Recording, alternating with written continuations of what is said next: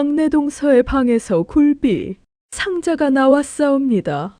박 씨의 그 한마디에 사랑채의 공기가 얼어붙었습니다. 억울함을 호소할 틈도 없이 집안 어른들의 싸늘한 눈길이 연심에게 쏠렸습니다. 친정으로 쫓겨날 결정이 기울어지는 그 순간 연심의 손에 남은 것은 작은 장부 한 권뿐이었습니다. 과연 18살 어린 며느리는 이 위기를 벗어날 수 있을까요? 장부 한 권이 뒤집어 놓을 이 집안의 운명 끝까지 함께해 주시겠습니까? 6070 야담에 오신 것을 환영합니다. 구독과 좋아요는 영상을 만드는데 큰 힘이 됩니다. 먼 옛날 영조 임금께서 나라를 다스리시던 시절의 이야기입니다. 전라도 법성포 포구는 아침이면 언제나 비린 바람과 함께 하루를 열었습니다. 갯벌 위로 낮게 깔리는 물 한 개, 그 사이를 가르며 어부들의 배가 줄지어 들어오면 포구는 삽시간에 사람과 소리와 냄새로 가득 찼습니다. 갈매기 울음소리가 귓가를 맴돌고 생선 비늘이 아침 햇살에 반짝이는 그곳. 법성포는 조선 팔도에서도 손꼽히는 굴비의 고장이었습니다. 겨울 바람이 가장 매섭게 불어오는 무렵이면 포구 곳곳에 줄줄이 엮인 영광굴비가 처마 아래 걸렸습니다. 노르스름하게 말라가는 굴비들이 바닷바람을 맞으며 제 살결을 단단히 여며가는 모습은 보는 이로 하여금 절로 군침이 돌게 하였습니다. 소금기 머금은 바람 한 줄기가 골목을 휩쓸고 지나갈 때마다 굴비는 더욱 깊은 맛을 품어갔습니다.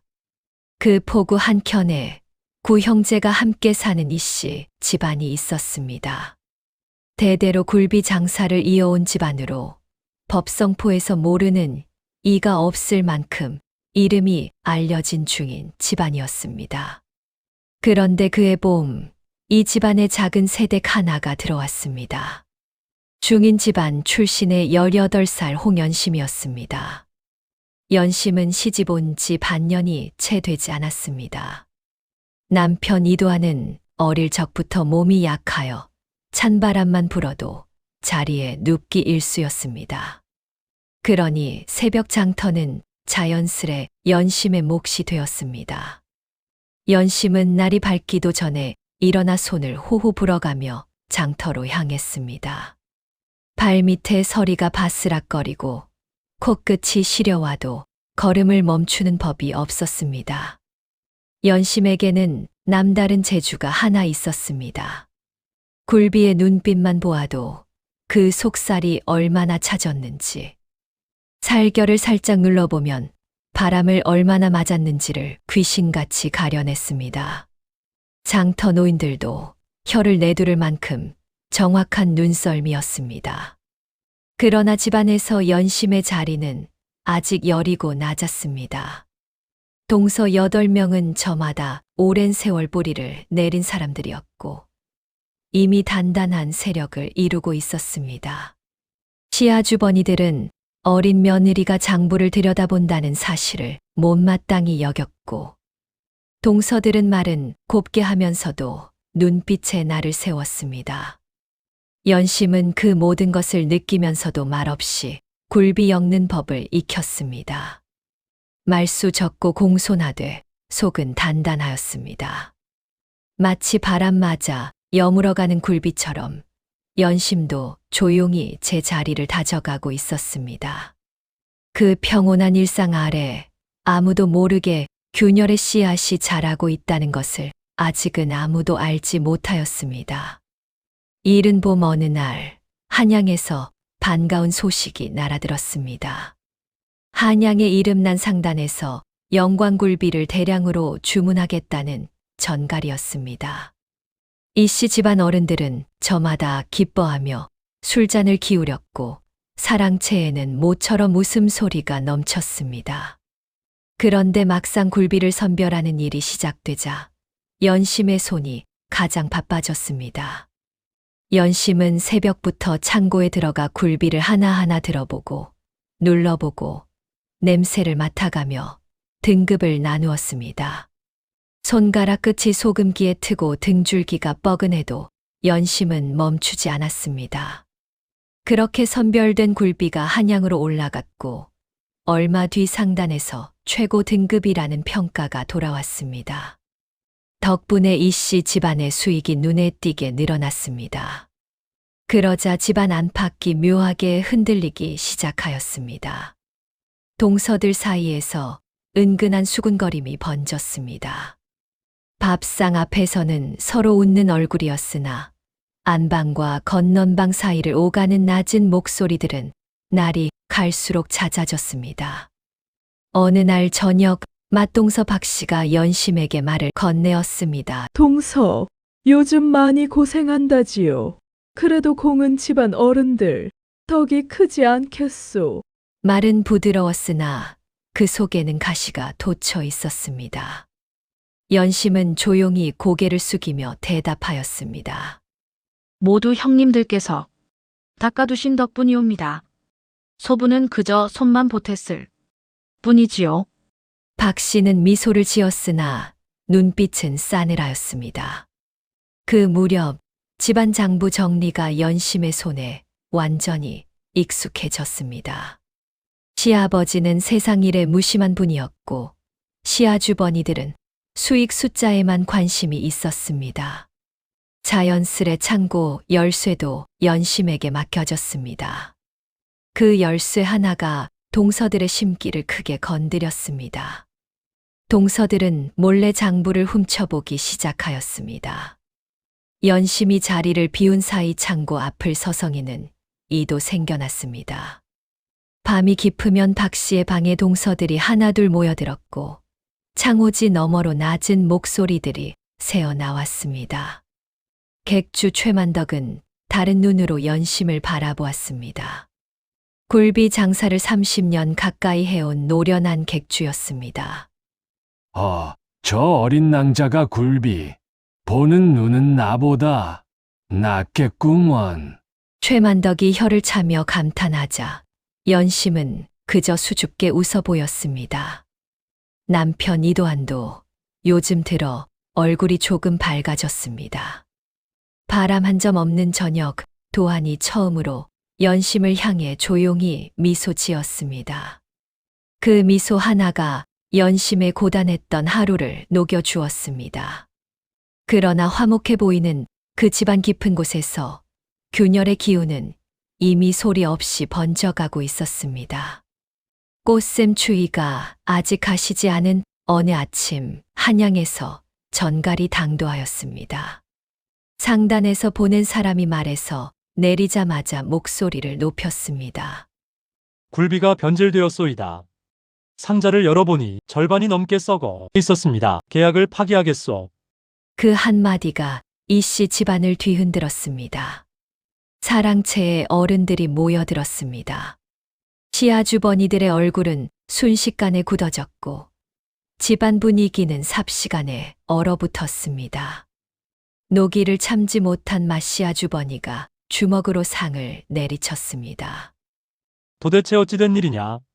집안 체면이 땅에 떨어졌구나. 그 분노의 시선이 향한 곳은 하나였습니다. 창고 열쇠를 쥐고 있던 연심이었습니다. 동서들은 기다렸다는 듯이 입을 모았습니다. 창고 열쇠는 막내 동서가 쥐고 있지 않았습니까? 장부도 막내 동서 손에 있었지요. 저희는 전혀 알지 못한 일이옵니다. 저마다 한마디씩 보태며 연심을 향해 나를 세웠습니다. 연심은 등줄기가 서늘해지는 것을 느꼈습니다. 그러나 눈물을 보이지 않으려 입술을 꼭 깨물었습니다. 남편 도하는 형들의 눈치를 살피며 말없이 앉아 있었습니다. 도한의 그 침묵이 연심의 가슴에 무겁게 내려앉았습니다. 아무도 연심의 편이 되어 주지 않는 그 자리에서 연심은 홀로 서 있었습니다. 연심은 떨리는 목소리를 가다듬어 조심스레 입을 열었습니다. 나으리, 소부가 직접 굴비 상태를 확인해 보아도 되겠사옵니까? 시아주버니들은 못마땅한 기색이었으나 어른 중 한 분이 마지못해 고개를 끄덕였습니다. 연심은 창고로 달려가 돌아온 굴비 상자를 하나하나 살폈습니다. 그리고 이내 이상한 점을 발견하였습니다. 상자 안쪽 바닥에 물기가 스민 흔적이 있었습니다. 굴비를 보관하는 상자라면 있어서는 안 될 흔적이었습니다. 소금기의 농도도 달랐습니다. 연심이 선별하여 보낸 굴비와는 분명히 다른 것이었습니다. 형님들, 이 상자를 보시옵소서. 물기가 스민 흔적이 있사옵니다. 소부가 보낸 것이 아닌 듯하옵니다. 그러나 동서들은 귀를 닫았습니다. 핑계도 가지가지로다. 어린 것이 잘못을 감추려 하는구나. 집안 어른들은 더 들으려 하지 않았습니다. 결국 시아주버니들은 연심을 장사해서 완전히 배제하기로 결정하였습니다. 장부도 창고, 열쇠도 모두 빼앗겼습니다. 객주 최만덕과의 거래마저 끊길 위기에 처하였습니다. 연심은 빈손으로 안방으로 돌아와 벽을 마주하고 앉았습니다. 눈물 한 방울이 볼을 타고 흘렀으나 연심은 소리내어 울지 않았습니다. 그 눈물 속에서 무언가 단단한 것이 천천히 굳어가고 있었습니다. 그날 밤 연심은 잠을 이루지 못하였습니다. 천장을 바라보며 뒤척이는 사이 창밖에서는 바닷바람이 처마 끝을 흔들었습니다. 굴비 상자에서 보았던 물기 흔적이 눈앞에서 떠나지 않았습니다. 억울함이 가슴을 짓눌렀으나 연심은 그 감정을 오래 붙들지 않았습니다. 눈물로 밤을 보내는 대신 연심은 천천히 몸을 일으켰습니다. 가만히 물러서지 않기로 결심한 것이었습니다. 이튿날 이른 새벽, 연심은 아무도 모르게 창고로 향하였습니다. 열쇠는 빼앗겼으나 창고 뒤편 작은 환기창은 아직 잠기지 않았습니다. 연심은 몸을 낮추어 그 안을 살폈습니다. 남아있는 상자들을 하나하나 눈으로 훑으며 굴비 꼬리에 묶인 매듭을 확인하였습니다. 그런데 이상하였습니다. 연심이 손수 엮을 때 쓰던 매듭 방식과 확연히 다른 상자들이 섞여 있었습니다. 법성포 토박이들이 쓰는 방식이 아니었습니다. 연심은 마음을 가라앉히고 객주 최만덕을 찾아갔습니다. 장터 한켠에 자리 잡은 최만덕의 객주집은 아침부터 손님으로 분주하였습니다. 연심은 사람들 눈을 피해 뒷문으로 들어섰습니다.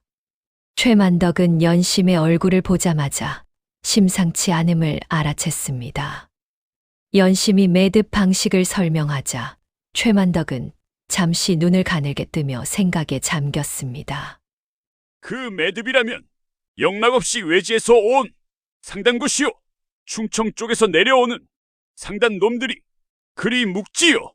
최만덕의 말에 연심의 등에 소름이 돋았습니다. 누군가 바꿔치기를 한 것이었습니다.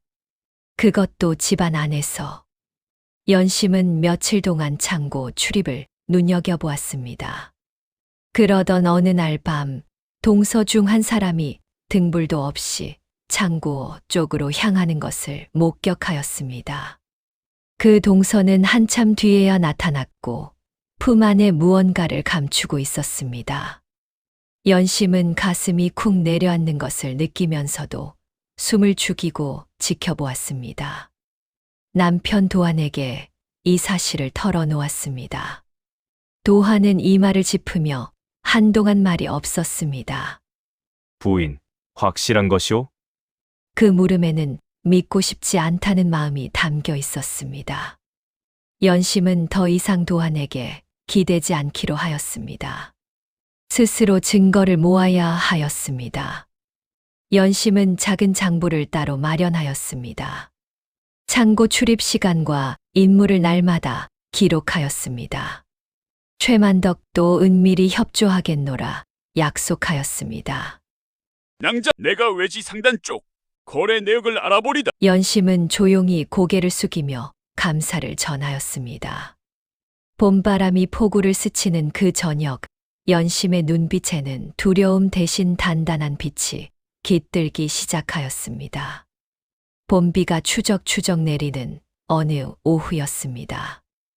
연심이 잠시 자리를 비운 사이 박 씨가 건넌방을 기웃거렸습니다.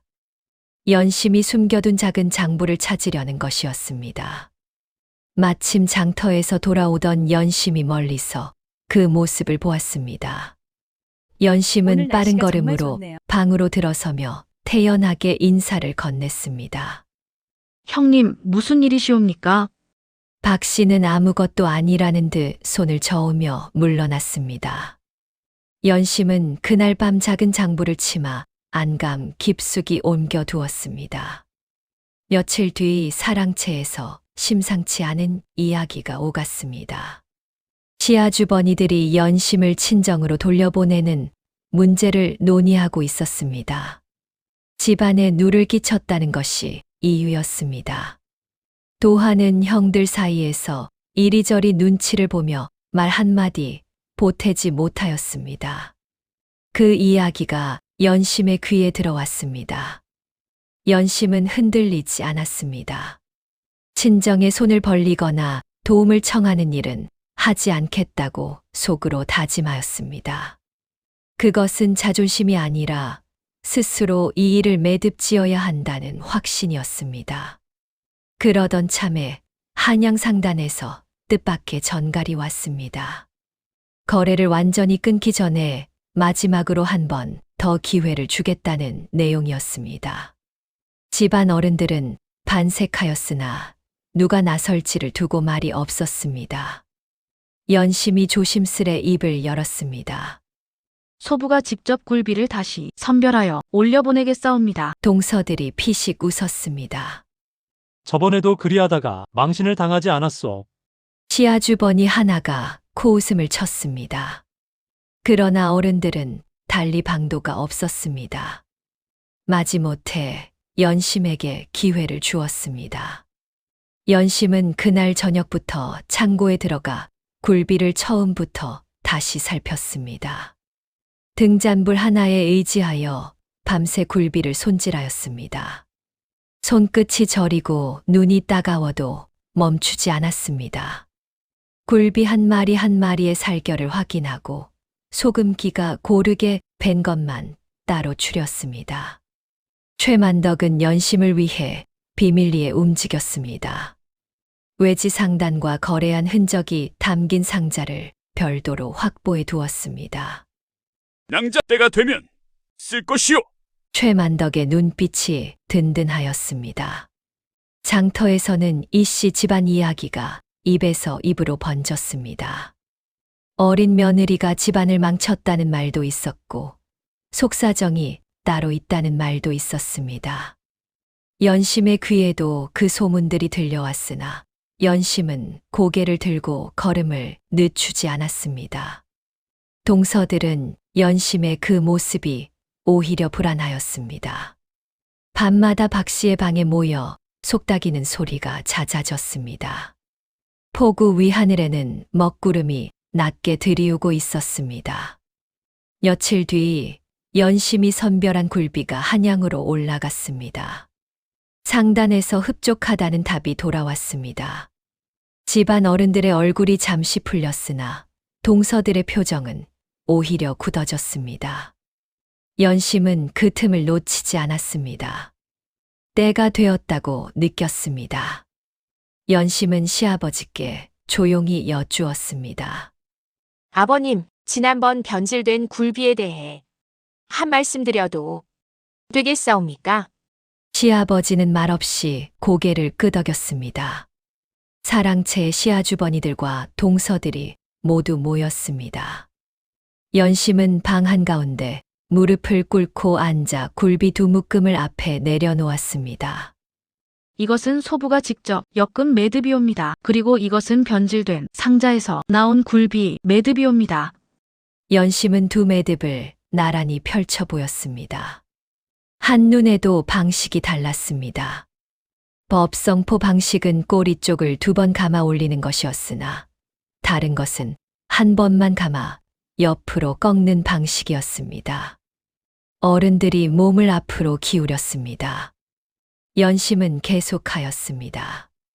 물에 담갔다 말린 굴비 특유의 흔적, 소금기 농도의 차이, 상자 바닥에 스민 물기의 방향까지 하나하나 짚어 보였습니다. 그리고 마지막으로 작은 장부를 꺼내었습니다. 창고 출입 시간과 인물을 적어 내려간 기록이었습니다. 이 기록에 따르면 소부가 한양으로 굴비를 올려보낸 다음 날 밤 누군가 창고에 출입하였사옵니다. 연심의 목소리는 떨리지 않았습니다. 장부에 적힌 날짜와 시간을 읽어 내려가자 자리에 있던 동서 하나의 얼굴이 창백해졌습니다. 집안 어른들 사이에서 술렁임이 일었습니다. 시아 주번이들은 서로 눈빛을 주고받았습니다. 그때 남편 도한이 천천히 자리에서 일어났습니다. 형님들, 부인의 말을 들어보시지요. 도한이 처음으로 연심의 편에 선 것이었습니다. 연심은 눈물이 차오르는 것을 느꼈으나 꾹 참았습니다. 그러나 동서들은 물러서지 않았습니다. 박 씨가 차분한 목소리로 반박하였습니다. 막내 동서, 장부야 누구든 쓸 수 있는 것이 아니오. 그것이 무슨 증거가 되겠소? 다른 동서들도 일제히 고개를 끄덕였습니다. 결정적인 증거가 없다는 것을 박 씨는 알고 있었습니다. 의심은 동서 쪽으로 기울었으나 어른들은 쉽사리 결론을 내리지 못하였습니다. 박 씨의 입가에 여유로운 미소가 번졌습니다. 그 미소 뒤에 무언가 감추어진 것이 있음을 연심은 온몸으로 느꼈습니다. 진짜 배후는 아직 드러나지 않았습니다. 폭우 위 바람이 방향을 바꾸듯 이 싸움도 아직 끝나지 않았습니다. 봄이 깊어지고 폭우에 훈풍이 불어올 무렵 박 씨는 조용히 움직이기 시작하였습니다. 사랑채 회의가 끝난 그날 밤부터 박 씨의 방에는 동서들이 하나둘 모여들었습니다. 창호지에 비치는 등불 그림자가 밤늦도록 흔들렸습니다. 박 씨는 동서들을 하나씩 설득하였습니다. 연심을 이 집안에서 완전히 몰아내야 한다는 것이었습니다. 이튿날부터 장터에 소문이 번졌습니다. 이 씨 집안 어린 며느리가 장부를 조작하였다는 이야기, 굴비를 빼돌렸다는 이야기가 사람들 입에 오르내리기 시작하였습니다. 연심이 장터에 나서면 수군거리는 소리가 뒤를 따랐습니다. 생선 비늘처럼 번들거리는 시선들이 연심의 등을 찔렀습니다. 어느 날은 좌판 상인 하나가 대놓고 비아냥거리기도 하였습니다. 연심은 얼굴을 붉히지 않으려 입술을 깨물며 걸음을 재촉하였습니다. 박 씨는 남편 도한에게도 압박을 가하였습니다. 서방님, 당신 때문에 집안이 이 꼴이 되었소이다. 형님들 마음이 얼마나 상하셨는지 아시오? 도한은 이 말 저 말 사이에서 다시 흔들리기 시작하였습니다. 밤이면 연심과 도한 사이에 무거운 침묵이 흘렀습니다. 도한은 연심의 손을 잡지도 외면하지도 못한 채 등불만 바라보았습니다. 그 무렵 객주와 거래가 끊겼다는 거짓 소문도 퍼졌습니다. 최만덕이 이 씨 집안과 손을 끊었다는 것이었습니다. 실제로는 최만덕이 연심과 긴밀히 움직이고 있었으나 동서들은 그 사실을 알지 못하였습니다. 한편 박 씨는 동서들을 이끌고 별도의 상단과 몰래 접촉하고 있었습니다. 이 씨 집안 굴비 일부를 빼돌려 따로 팔아넘기는 거래였습니다. 밤이 깊으면 창고 뒤편에서 짐꾼들이 조용히 움직였습니다. 상자들이 하나둘 자취를 감추었습니다. 연심은 어느 날 밤 그 장면을 목격하였습니다. 잠을 이루지 못하고 뒤란에 나섰다가 등불도 없이 짐을 나르는 그림자들을 발견한 것이었습니다. 연심은 숨을 죽이고 담 그늘에 몸을 붙였습니다. 박 씨의 목소리가 낮게 들려왔습니다. 상자 수량을 확인하는 소리였습니다. 연심은 그 자리에서 술을 세었습니다. 손가락이 떨렸습니다. 이튿날 새벽, 연심은 최만덕을 찾아갔습니다. 밤새 목격한 것을 낱낱이 전하였습니다. 최만덕은 눈빛을 굳히며 고개를 끄덕였습니다. 낭자, 이제 그물을 조일 때가 되었소.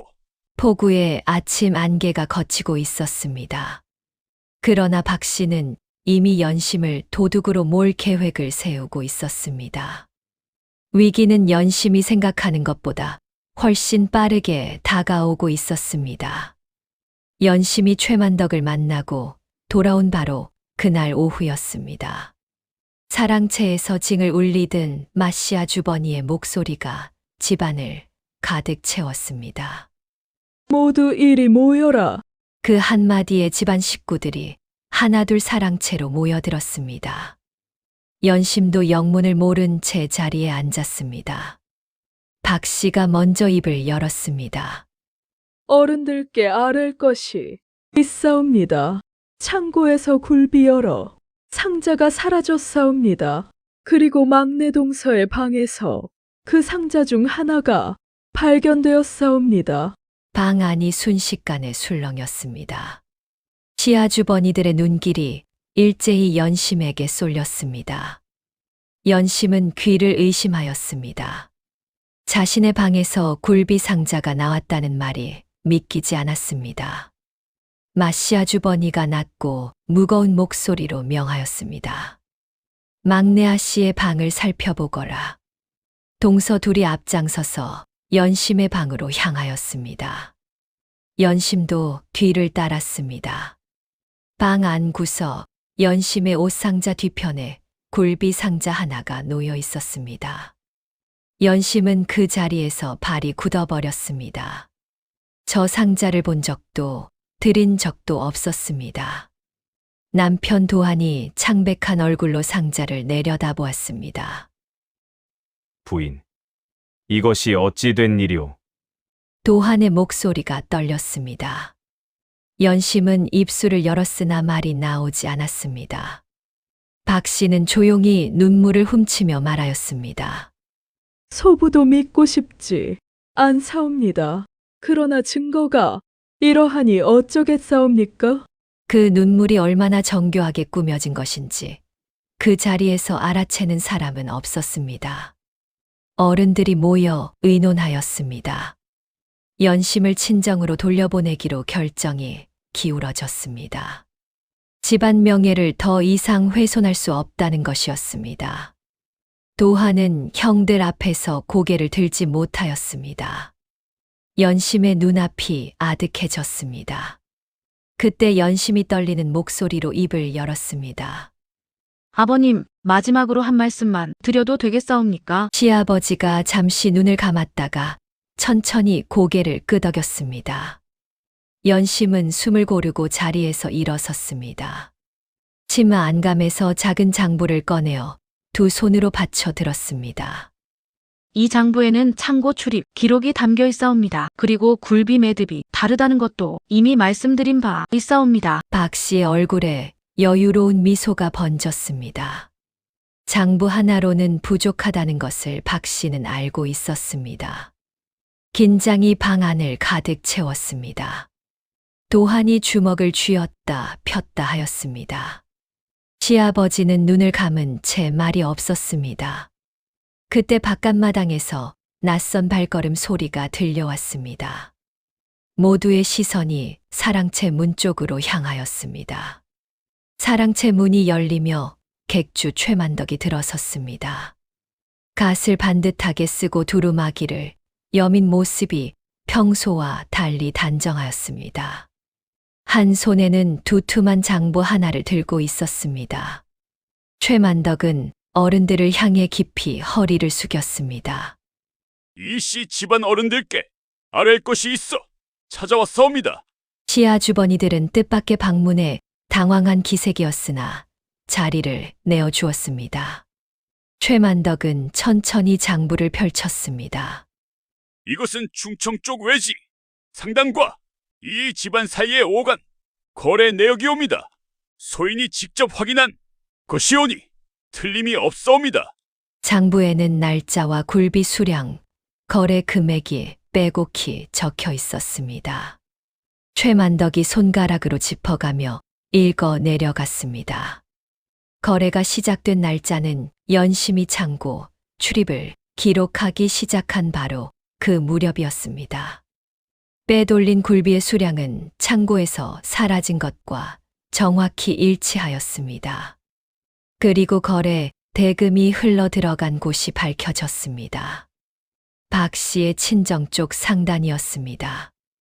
방 안이 얼음처럼 굳어졌습니다. 박 씨의 얼굴에서 핏기가 가셨습니다. 손끝이 떨리는 것을 감추려 치마 자락을 꽉 움켜쥐었습니다. 최만덕은 거기서 멈추지 않았습니다. 변질된 굴비 상자에 쓰인 매듭 방식이 충청상단 것임을 재차 확인하는 증언도 덧붙였습니다. 연심이 처음부터 주장해 온 것이 하나씩 사실로 드러나는 순간이었습니다. 마씨 아주버니가 천천히 자리에서 일어섰습니다. 얼굴이 붉게 달아올라 있었습니다. 박 씨, 이것이 사실이냐? 박 씨는 입술을 달싹였으나 말이 나오지 않았습니다. 그러자 동서들이 저마다 서로를 탓하기 시작하였습니다. 소부는 그저 시킨 대로 하였을 뿐이옵니다. 박씨 형님이 먼저 제안한 것이옵니다. 동서들의 입에서 박 씨의 이름이 쏟아졌습니다. 박 씨는 그제야 눈물을 흘렸습니다. 그러나 이번 눈물은 아까와 달리 진짜 두려움에서 비롯된 것이었습니다. 시아버지가 긴 침묵 끝에 눈을 떴습니다. 그 눈빛이 박 씨에게 머물렀습니다.